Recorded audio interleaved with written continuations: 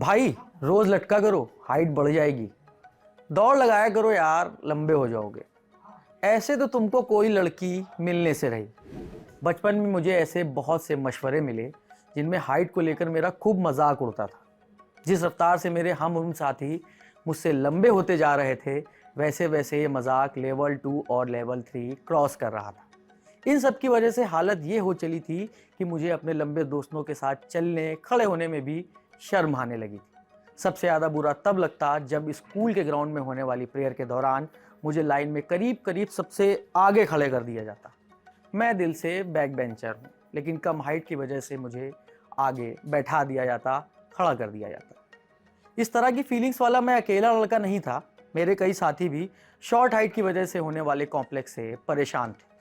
किसकी लंबाई कितनी होनी चाहिए, कथित स्टैंडर्ड से कम हाइट वाले लड़कों को क्या कुछ झेलना पड़ता है।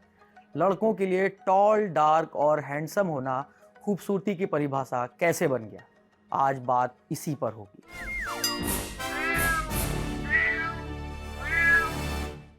हाय, मैं हूं नीरज और आप देख रहे हैं ऑर्डिनरी की स्पेशल सीरीज म्याऊं। एक सेकेंड, म्याऊं में एक लड़के को देखकर यानी मुझे देखकर कंफ्यूज मत हुई। असल में सोनल आज छुट्टी पर हैं और दूसरी वजह यह है कि बहुत से लोगों को लगता है कि जेंडर के मुद्दों पर लिखना और बोलना केवल औरतों का काम है, पर ऐसा है नहीं और होना भी नहीं चाहिए। ऑर्डिनरी में लड़कियों के साथ लड़के भी बराबरी से काम करते हैं। खैर, आज के टॉपिक पर आते हैं। दरअसल बीते कुछ दिनों से नवाजुद्दीन सिद्दीकी और कृति सेनन की एक फोटो वायरल हो रही है। इस फोटो में दोनों साथ में खड़े हैं और उसमें दिख रहा है कि कृति नवाजुद्दीन से लंबी है। कृति ने हील भी पहनी हुई है तो उनकी हाइट और भी ज्यादा लग रही है। ये फोटो मुंबई में पिछले हफ्ते हुए स्टाइल आइकन अवार्ड सेरेमनी की है। फंक्शन में पहुंचे नवाजुद्दीन जब फोटो क्लिक करा रहे थे तब कृति सेनन भी वहां पहुंच गए। दोनों ने एक दूसरे को ग्रीट किया और साथ में फोटोएं भी खिंचवाई। दोनों की साथ में आई तस्वीरों पर मीम बनाने वाले कुछ महानुभावों की नजर पड़ी और फोटो में खेल कर दिया गया।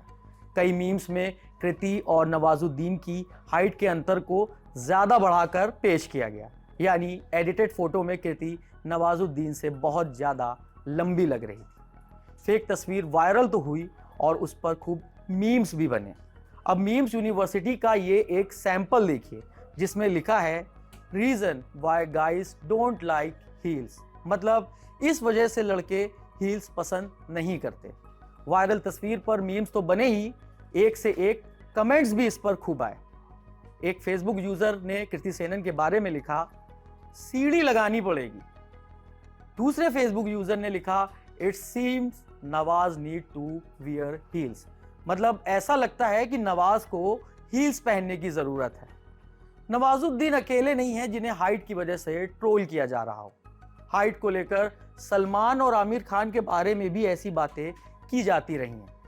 जैसे लड़कियों के लिए छरहरा बदन, गोरा रंग जैसे खूबसूरती के कथित पैमाने सेट किए गए हैं, वैसे ही लड़कों के लिए भी टॉल, डार्क और हैंडसम होने की परिभाषा गढ़ दी गई है।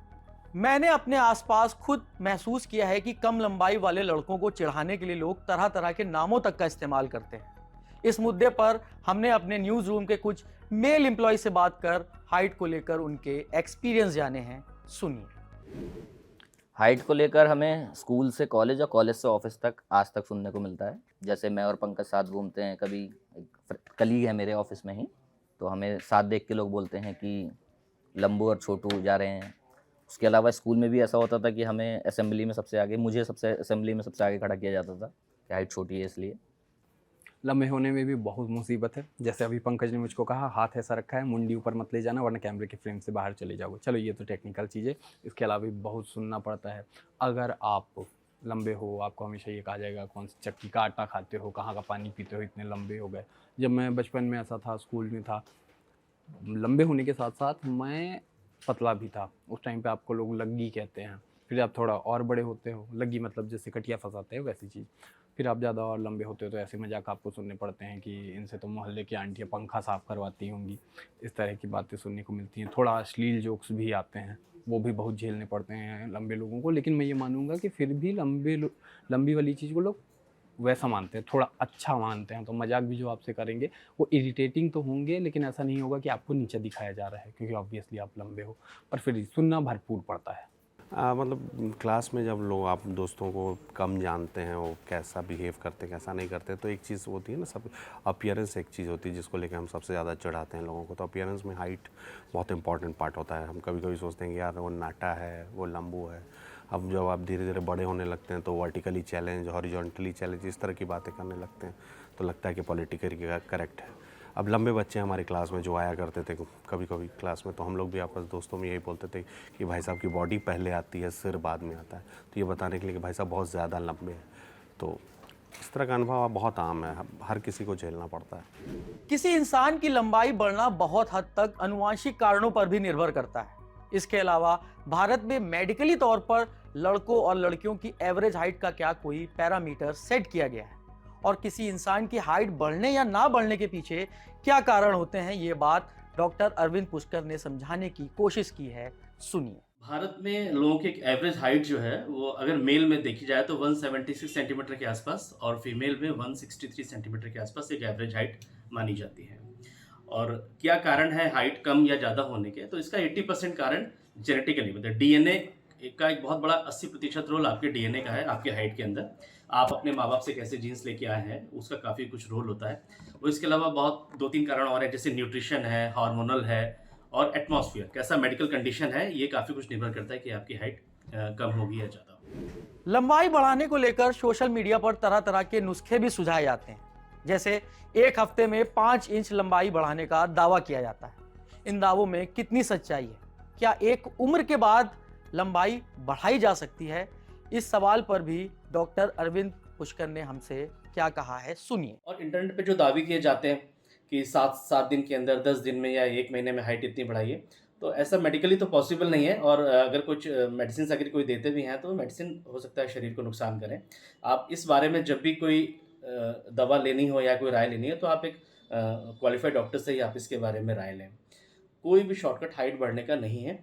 पर ईयर एवरेज, जैसा मैंने आपको बताया, एक इंसान की अब जब उसकी उम्र 1 साल होती है, 1 साल से लेकर प्यूबर्टी तक, यानी 18-20 साल तक जब तक वो मैच्योर होता है, 2 इंच हाइट एवरेज उसकी हर साल बढ़ती है। ये थोड़ा बहुत कम ज़्यादा हो सकता है, मैंने कहा ना कि सब पेशेंट के ऊपर डिपेंड करता है। लेकिन अगर आप फिजिकल एक्टिविटी नहीं करेंगे, स्ट्रेचिंग वाली एक्सरसाइज नहीं कर रहे हैं, या आप खाने पीने में कमी है, कैल्शियम की डेफिशिएंसी, या पानी कम पी रहे हैं, तो ये थोड़ा सा हाइट बढ़ने में दिक्कत होता है। उसके अलावा जो मिथ्स हैं लोगों की, दूध पीने से हाइट बढ़ती है, बहुत जिम करने से हाइट बढ़ती है, तो ऐसा नहीं है। हर चीज़ का अपना एक रेशियो है, एक अनुपात है। उससे एक्सेस आप कुछ भी करेंगे तो वो फ़ायदा करने की जगह आपको नुकसान करेंगे। कोई शॉर्टकट तरीका नहीं है।